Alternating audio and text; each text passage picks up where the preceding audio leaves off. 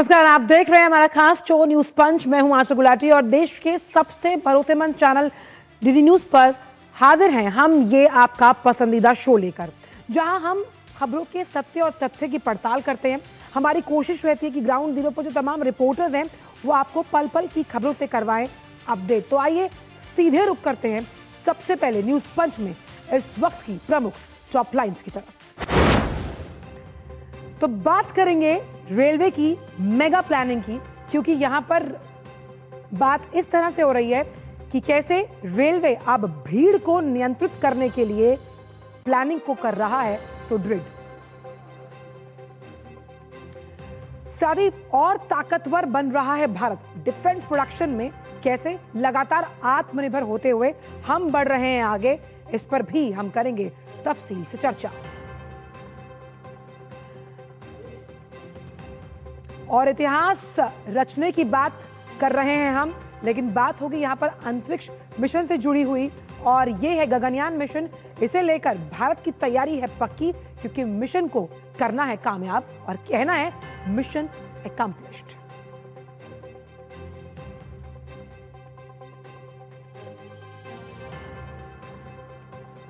तो इन तीन खबरों पर रहेगी हमारी नजर, और शुरुआत करेंगे हम रेलवे से जुड़ी हुई खबर के साथ।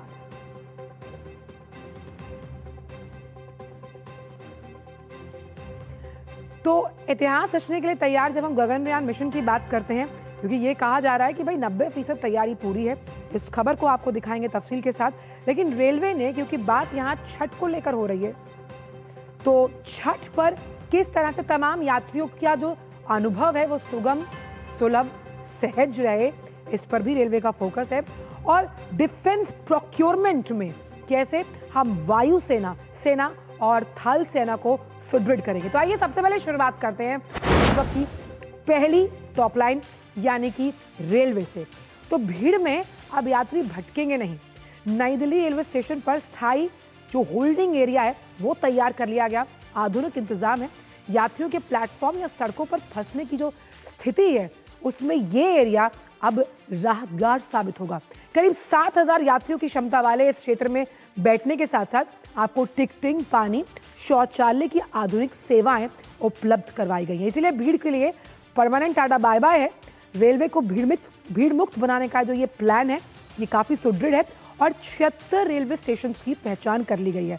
अब इस खबर को ग्राफिक्स के जरिए तफसील से जानते हैं कि आखिरकार भीड़ में जब हम कंट्रोल करने की बात कर रहे हैं, रेलवे की प्लानिंग की खास बात की जा रही है, तो वो कैसे है। तो भारतीय रेलवे का खास प्लान है, जो स्टेशन हैं उन पर स्थायी होल्डिंग एरिया बनाया जाएगा। होल्डिंग एरिया बनाने का मतलब ये है कि कैसे जो 16 रेलवे जोन है उसमें 76 स्टेशन की पहचान की गई है, और अब इन स्टेशन की पहचान करने का मतलब ये है कि यहाँ जल्द ही जो ये होल्डिंग एरियाज हैं जो भीड़ को नियंत्रित कर पाए, उन्हें बनाकर तैयार किया जाएगा। फिलहाल कुछ स्टेशन पर काम शुरू है, जिसमें गया जी का जिक्र है, दरभंगा है, कानपुर, गुवाहाटी, मैसूरू, पिंक सिटी, जयपुर, भोपाल समेत कई ऐसे स्टेशन शामिल हैं। क्योंकि हम जानते हैं आने वाला जो ये मौसम है ये छठ का है, त्योहारी सीजन है, तो कैसे यात्रियों का जो अनुभव है वो इतना आरामदायक हो कि जब वो किसी से बात करें तो उनके चेहरे पर मुस्कान आए। तो कैसे यात्रियों की सुविधा अब रेलवे की पहली प्राथमिकता है, यानी कि स्पीड, सुरक्षा और संरक्षता के साथ। तो रेल भवन में वॉर रूम से निगरानी की जाएगी। सीसीटीवी कैमरों से पैनी नजर है स्टेशन पर, और रियल टाइम में यात्रियों के आगमन की देखरेख, यानी कि आप डैशबोर्ड पर रियल टाइम मॉनिटरिंग देख पाएंगे। भीड़ की आशंका पर अगर लग रहा है, कुछ संभावना है, कुछ अनुमान है, तो तत्काल कार्रवाई के लिए त्वरित तौर पर वहां फोर्स है। भीड़ नियंत्रण के लिए अतिरिक्त कई ऐसे उपाय हैं जो किए जा रहे हैं, जिसमें सभी स्तरों पर 80 से ज्यादा वॉर रूम सक्रिय किए हैं, और जो तमाम रेलवे प्रोफेशनल्स हैं उनको प्रशिक्षण भी दिया गया है। वरिष्ठ अधिकारी भी सभी जो विशेष ट्रेनें जो चलाई जा रही हैं उन पर नजर रखे हुए हैं। तो आखिरकार जो ये भीड़ को कंट्रोल करने के खास इंतजाम, उस पर रेल मंत्री अश्विनी वैष्णव ने बड़ा बयान दिया।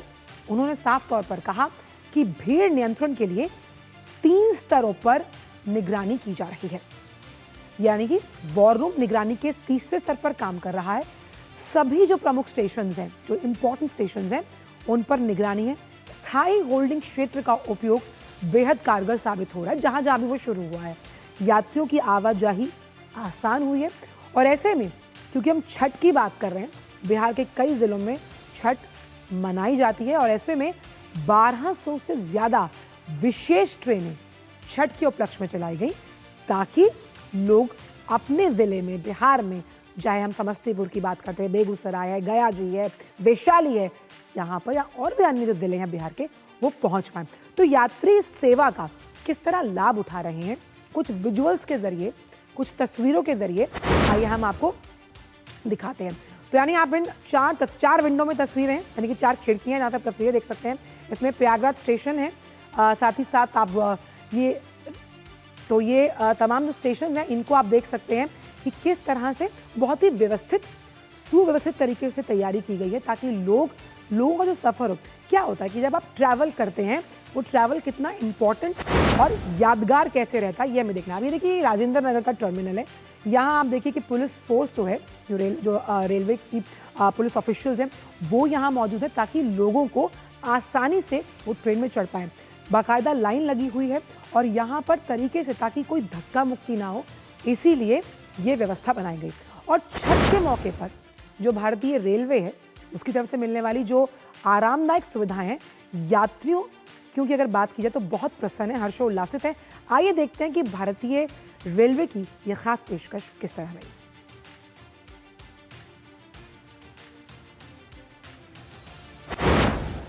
हर बार की तरह इस बार बेहतर सुविधा हमें मिला है क्योंकि दिल्ली के रेलवे स्टेशन पे प्रशासन वहाँ बढ़िया से हम लोग चढ़ाई और यहाँ भी हमें अच्छा सुविधा देखने को मिला है। इस बार हर तरह का मतलब बेहतर सुविधा। दिल्ली से और बिहार सीवान तक का जो यात्रा रहा ये काफी सुखद रहा और मैं तो इसके लिए भारत सरकार के रेल मंत्रालय को और खासतौर से अपने भारत सरकार को धन्यवाद ज्ञापित करता हूँ कि छठ जैसे महानतम पर्व में लोगों के आवागमन को लेके जिस तरह की सुख सुविधाएं और सुखद व्यवस्था बड़े बड़े मेट्रोपॉलिटन सिटीज और उनके स्टेशन पे सरकार के द्वारा किए जा रहे हैं, ये अपने आप में एक बहुत बड़ी बात है। यहाँ पे काफी ज्यादा सुविधाएं मिली है हमें, स्पेशल ट्रेन भी चल रहे हैं, इसीलिए बहुत ज्यादा दिक्कत नहीं हुई है आवागमन में, इधर आने जाने में कोई भी। अभी तो हम फिलहाल दिल्ली से आ रहे हैं, ऐसा तो कोई बात नहीं है कि परेशानी हो, पहले से काफी ज्यादा बेटर हो गया है। उससे व्यवस्था बहुत ही अच्छा है यहाँ पे और दिल्ली में भी व्यवस्था बहुत अच्छा है रेलवे का। इसके लिए रेलवे मंत्रालय को बहुत बहुत धन्यवाद और जो व्यवस्था की गई है बहुत ही अच्छा। आप चेहरों पर खुशी देख रहे हैं, ये खुशी है उन सुविधाओं से मिलने वाले आराम की जो उन्हें उनके गंतव्य तक पहुंचा रही है। इसी पर ज़्यादा जानकारी के लिए निशांत राय हमारे साथ जुड़े। निशांत, हम लगातार आपसे पिछले हफ्ते भी चर्चा कर रहे थे, आज सुबह भी चर्चा हुई कि कितनी सुविधाओं से लैस किया गया है रेलवे स्टेशन को ताकि छठ का पर्व लोग खुशी से मना सकें। खास तौर पर जो ये होल्डिंग एरिया है जिसके लिए कई स्टेशन की पहचान की गई और कई जगहों से शुरू भी किया गया है, ये कितना मददगार साबित हो रहा है इस पूरे मिशन को और सफल बनाने में? देखिए, वाकई होल्डिंग एरिया की अगर बात की जाए तो ये बेहद मददगार साबित हो रहा है इस पूरे जो एक तरीके से मिशन है रेलवे के लिए कि छठ महापर्व में यात्रियों को सकुशल और सुरक्षित और सुविधाजनक रूप से उनके घरों तक पहुंचाया जाए। कैमरा पर्सन से कहना चाहूँगा कि मैं लगातार तस्वीर दिखा रहा हूँ और तस्वीर इसलिए ताकि जो यात्री हैं जब वो होल्डिंग एरिया में आए तो उनको समझ में आए कि किस तरीके से आना है। ये आप देखेंगे मेरे पीछे नई दिल्ली रेलवे स्टेशन की जब एंट्री होती है जहां से वाहन आते हैं, ये आपको स्क्रीन पर दिखाई दे रहा है। लोग आ रहे हैं, जिन लोगों का प्लेटफॉर्म नंबर 16 पर कंफर्म टिकट है उनको यहां से जो सामने गेट है उससे एंट्री दी जा रही है। मैं कैमरा पर्सन से कहना चाहूंगा कि थोड़ा कैमरा दाईं ओर घुमाएं और दिखाएं कि वो गेट जो है जो लोग आ रहे हैं, गेट नंबर 10 इसको कहा जा रहा है, जिनके पास कंफर्म टिकट है। और जिनके पास कंफर्म टिकट नहीं है वो थोड़ा आगे जाएंगे और यात्री सुविधा केंद्र बना हुआ है, वहां पर वो जाएंगे और यात्री सुविधा केंद्र के से अनारक्षित टिकट लेंगे, जहां से आरपीएफ के जवान उनको संबंधित जिस ट्रेन में जहां पर जाना है वहां तक उनको लाइन लगाकर भेजेंगे। इससे किसी भी यात्री को ना तो कोई तकलीफ हो रही है। और होल्डिंग एरिया में जो आपने सवाल पूछा कि किस तरीके की सुविधाएं, आप देख सकते हैं, मैं दिखलाना चाहूंगा कि लोग वहां चार्जिंग पॉइंट बना हुआ है, लोग फोन चार्ज कर रहे हैं, लोग बैठे हुए हैं और साफ सफाई जो है अगर होल्डिंग एरिया की बात कहें तो लगातार यहाँ पर साफ सफाई चल रही है, झाड़ू लगातार लगाई जा रही है ताकि यात्रियों को किसी भी प्रकार की गंदगी का सामना ना करना पड़े। जबकि हजारों की संख्या में नई दिल्ली रेलवे स्टेशन पर यात्री आ रहे हैं। जो आंकड़े आए हैं कुछ देर पहले, चाहे 21 अक्टूबर की बात की जाए या 22 अक्टूबर की बात की जाए, तो नई Delhi railway station, Anand Vihar railway station, पुरानी Delhi railway station, Nizamuddin railway station और गाजियाबाद रेलवे स्टेशन से लगभग 21 और 22 तारीख में 1,70,000 से अधिक यात्रियों ने यात्रा की है, जो कि पिछली बार से पहले दिन 5%, दूसरे दिन 7% अधिक है। तो आप समझ सकते हैं कि लगातार पीक टाइम में भी रेलवे ने जो यात्रियों की सुविधाएं हैं वो बरकरार रखी है और यात्रियों को और बेहतर सुविधाएं देने का प्रयास कर रहा है। निशांत, रियल टाइम मॉनिटरिंग की जब हम बात करते हैं उससे, और खासतौर पर जो वॉर रूम्स बनाए गए हैं, इस व्यवस्था को और मजबूत करने के लिए कितना साथ मिलता हुआ नजर आ रहा है। आपके पास निशांत वापस आएंगे। बड़ी ब्रेकिंग खबर आ रही है, जब दिल्ली पुलिस स्पेशल सेल को बड़ी कामयाबी मिली है। ISIS मॉड्यूल का भंडाफोड़ हुआ, 2 संदिग्ध जो आतंकी हैं उनकी गिरफ्तारी हुई है। अब इसमें से दिल्ली का रहने वाला एक आरोपी बताया जा रहा है और वहीं मध्य प्रदेश का रहने वाला दूसरा संदिग्ध आतंकी। दोनों फिदायीन हमलों की ट्रेनिंग ले रहे थे और किसी बड़ी घटना को अंजाम देने की फिराक में थे। बड़ी खबर, ये जो हम आपको बता रहे हैं, 2 आतंकी जो कि फिदायीन हमलों की ट्रेनिंग ले रहे थे, दिल्ली पुलिस की स्पेशल सेल ने इसका भंडाफोड़ किया और मध्य प्रदेश का रहने वाला है दूसरा संदिग्ध आतंकी। ये बताया जा रहा है दोनों फिदायीन हमले, यानी कि अपने खुद के शरीर पर बम लगाकर खुद को उड़ा देने के साथ साथ किसी बहुत गलत घटना को अंजाम देने के लिए वो शामिल हो सकते थे इसमें, लेकिन उनके तमाम जो इरादे थे उनको धराशायी करते हुए अगर बात करें दिल्ली पुलिस की स्पेशल सेल को ये बड़ी कामयाबी मिली। ISIS का जो मॉड्यूल है उसका भंडाफोड़ किया गया। किस तरह से ये लोग स्लीपर सेल के जरिए, फिदायीन हमलावरों के जरिए बड़ी बड़ी वारदातों को अंजाम देते हैं। 2 संदिग्ध आतंकवादी जिन्हें गिरफ्तार किया गया, जिसमें एक के तार दिल्ली से जुड़े हुए हैं, दूसरे के हिंदुस्तान की दिल यानी मध्य प्रदेश से। अब इनकी गिरफ्तारी क्या बताती है? इनकी गिरफ्तारी ये बताएगी, जब आगे आप लगातार अपडेट साझा करेंगे, कि आखिरकार क्या मंसूबे, नापाक मंसूबे लेकर वो भारत में रह रहे थे, क्या उनकी प्लानिंग रही, क्योंकि ये साफ है कि किसी बड़ी घटना को अंजाम देने की फिराक में वो थे। इसका भंडाफोड़ दिल्ली स्पेशल सेल ने किया और क्योंकि ISIS के तहत ये तैयारी कर रहे थे किसी घटना को अंजाम देने के लिए, तो आप समझ सकते हैं कि कितने खतरनाक इनके इरादे हो सकते थे। और 2 संदिग्ध आतंकियों को गिरफ्तार होना क्या बताता है? वो ये बताता है कि इनके आकाओं के तार, यहाँ अगर हम पूरे इस क्रोनोलॉजिकल ऑर्डर में समझने की कोशिश करेंगे तो उनके आकाओं के तार भारत में किन मोहरों से जुड़े हुए हैं, उनके आका आखिरकार कहां और किस गुट से कैसे ताल्लुक रखते हैं। तो बड़ी खबर, इससे जुड़ी तमाम अपडेट्स जो लगातार आएंगे वापस साझा करेंगे। तो वक्त छोटे से ब्रेक का है, ब्रेक के उस पार देश की सुरक्षा क्षमताएं कैसे मजबूत हो रही हैं, इस पर करेंगे चर्चा। वक्त एक ब्रेक का, न्यूज़ में।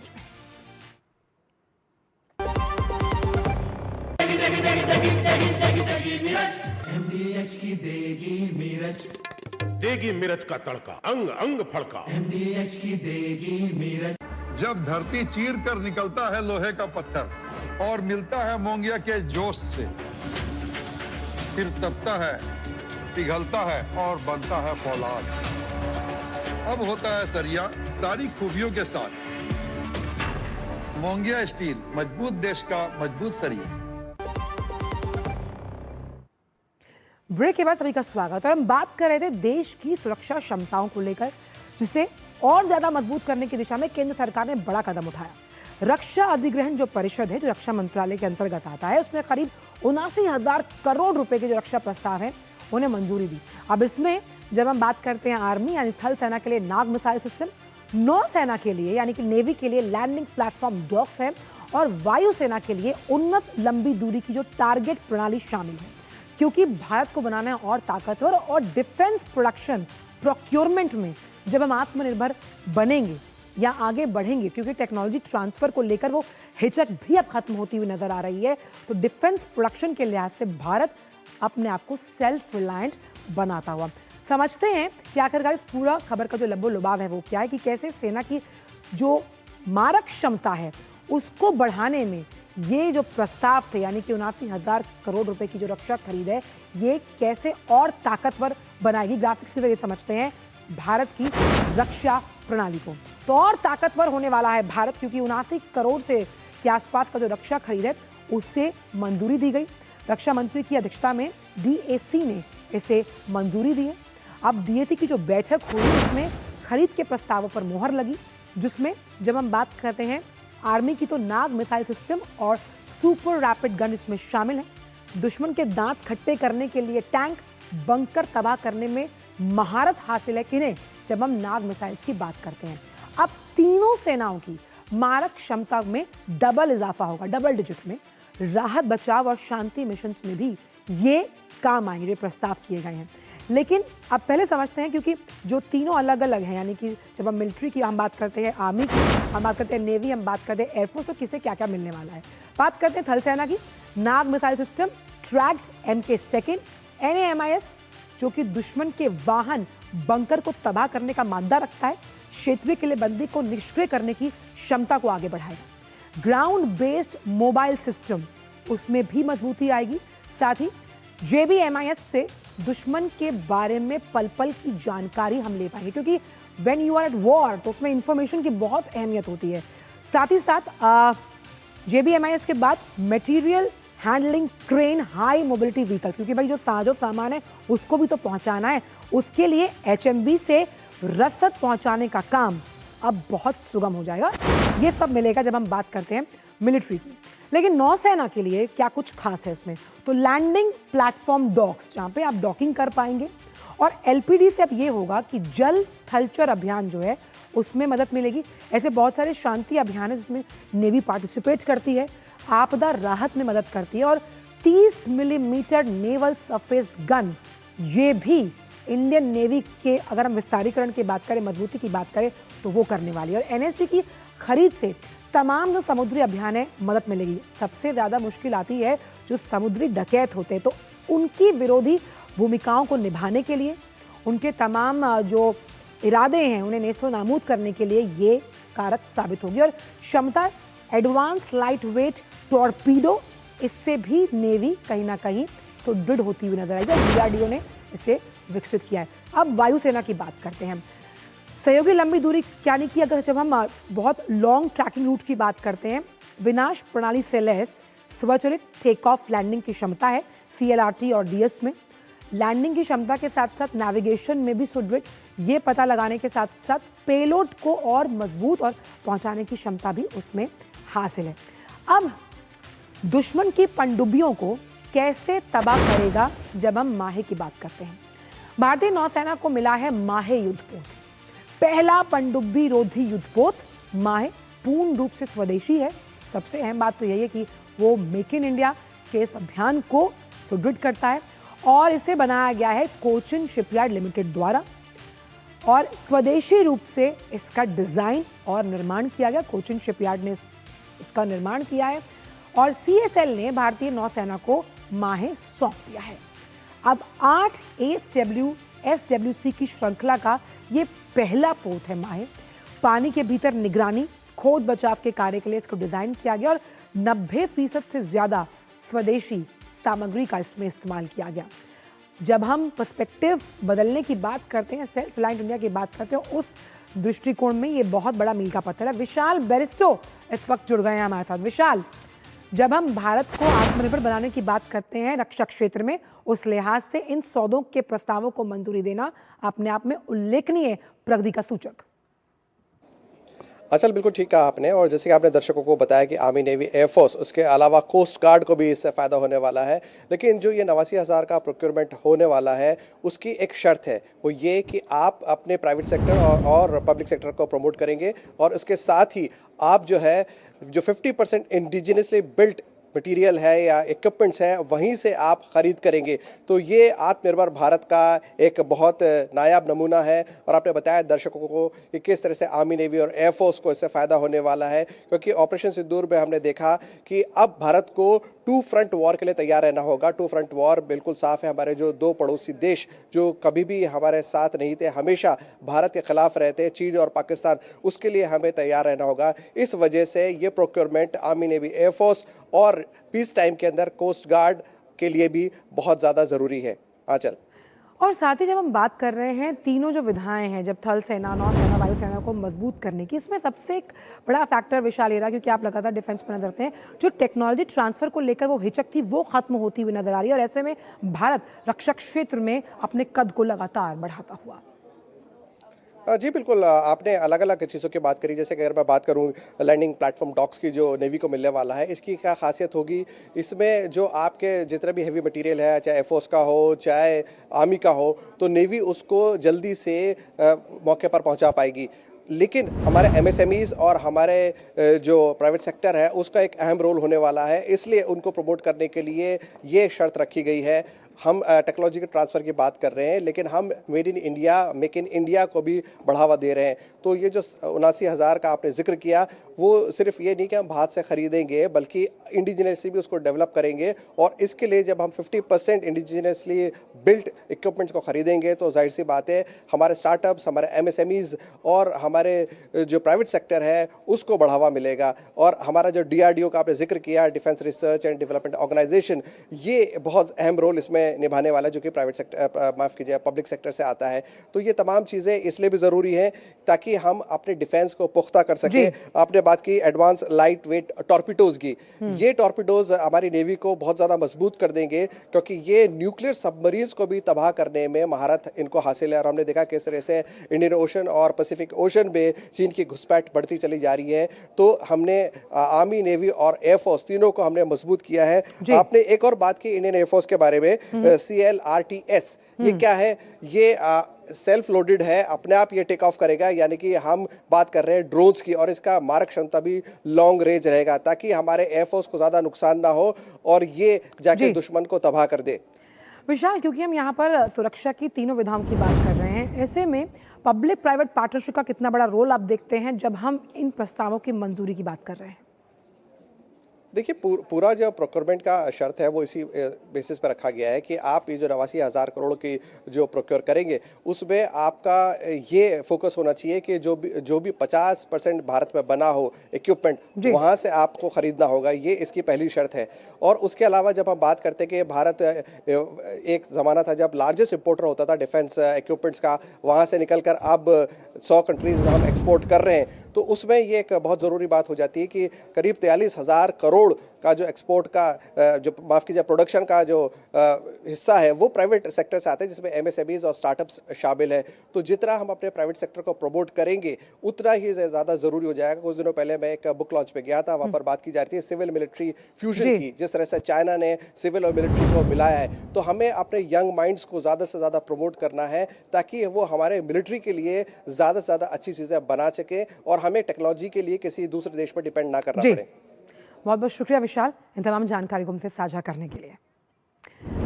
फिलहाल आज सुबह के 10:30 बजे के न्यूज़ पंच में इतना ही। आपसे मुलाकात होगी अलग 3 खबरों को लेकर दोपहर 2 बजे। मुझे मेरी पूरी टीम को दीजिए इजाजत।